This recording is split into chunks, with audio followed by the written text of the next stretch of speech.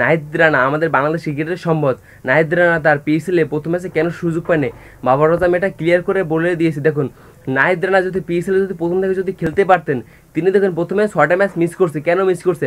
আমাদের ভাই বিসিবির জন্য তিনি প্রথম ম্যাচগুলো মিস করছে পিএসএলের। দেখুন বিসিবি যদি প্রথম থেকে যদি নাহিদ রানাকে যদি এনওসি দিত, তাহলে তার জায়গাটা আর কেউ ধরে রাখতে পারতো না।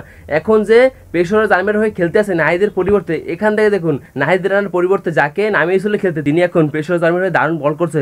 তার জন্য এখন পেশোয়ার জামির, বাবর আজম এবং তার হেড কোচ তার খেলা থেকে মুগ্ধ হয়ে গেছে। এখান থেকে দেখুন নাহিদ রানা এখন তার জন্য স্কোরের সুযোগ পাচ্ছে না। দেখুন নাহিদ রানা এখন যদি প্রথম থেকে যদি খেলতে পারতেন, তাহলে তার জায়গায় আর কেউ ধরে রাখতে পারতো না। নাহিদ রানার পরিবর্তে যে এখন খেলতে আসছে, তিনি এখন দারুণ বল করতে আসে পিএসএলে, এখান থেকে তার জায়গাটা তিনি ধরে রাখছে। আর দেখুন নাহিদ রানা এখন প্রথম থেকে যদি খেলতে পারতেন, শুধুমাত্র বিসিবির জন্যই তিনি প্রথম থেকে খেলতে পারছেন না। এখানে দেখুন আমাদের ভাই বাংলাদেশের অনেক প্লেয়ারদের মান নষ্ট করে দিয়েছে বিসিবিরা। দেখুন ভাই মোস্তাফিজুর রহমান, সাকিব হাসান, তারা দেখুন আইপিএলে বহুবার চান্স পেয়েছে। তারপর তাসকিন আহমেদ দেখুন 2024 সালে লখনৌ সুপার জায়ান্টস হয়ে চান্স পেয়েছে, তিনি হয়তো এনএসির জন্য খেলতে যেতে পারেনি আইপিএলে। দেখুন আইপিএলে তারা যদি খেলতে পারতো, তাহলে তাদের আরও মান বেড়ে যেত। এখান থেকে দেখুন আমাদের ভাই বিসিবির উপর আমার যে এত মাথা নষ্ট হয়ে যায়, তারা দেখুন এনওসি দিতে চায় না।